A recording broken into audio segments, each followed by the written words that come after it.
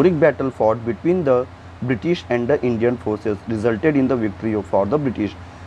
After the Battle of Plassey, one more battle is Battle of Buxar. Battle of Buxar जो थी एक बंगाल में आने वाली एक छोटी जगह का है जो गंगा नदी के किनारे स्थित है।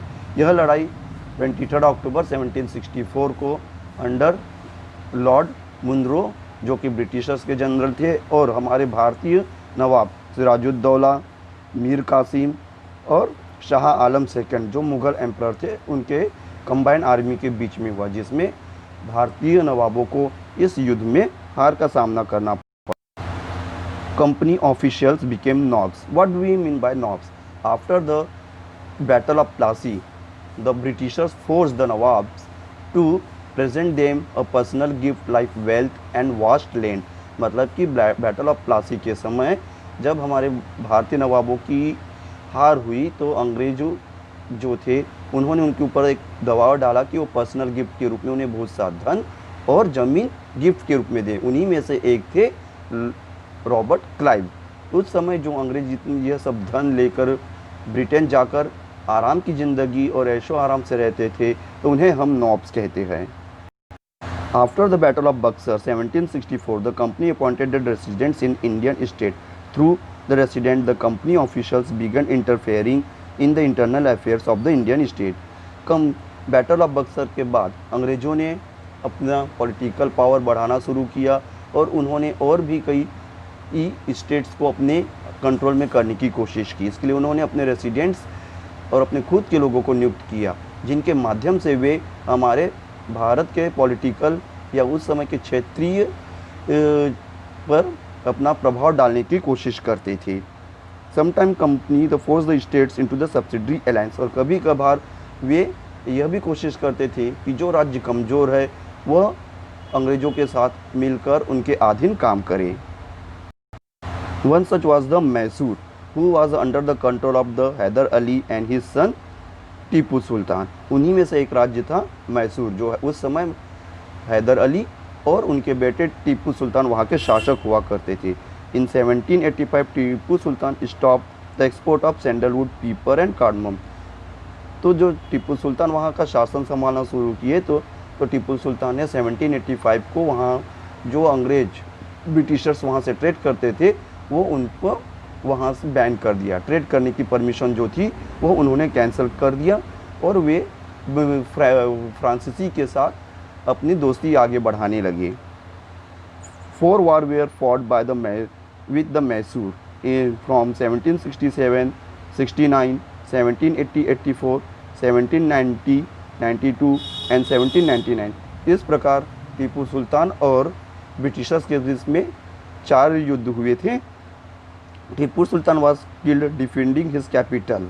तो आखिरी लड़ाई जो थी वो श्रीरंगपट्टनम में हुई जिसमें टीपू सुल्तान की मौत हो गई और ब्रिटिश आर्मी ने विक्ट्री हासिल की और उन्होंने मैसूर को अपने कब्जे में या अपने अधीन कर लिया था।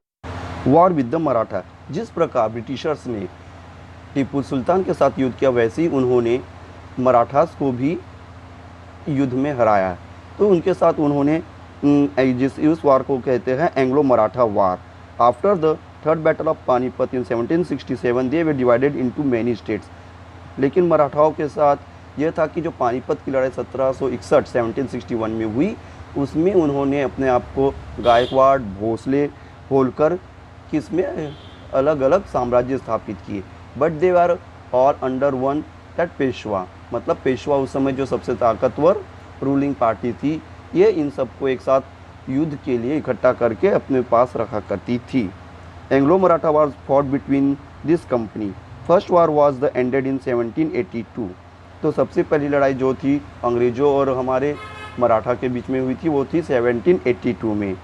The second Anglo Maratha war was 1803। Second Maratha war हुई थी 1803।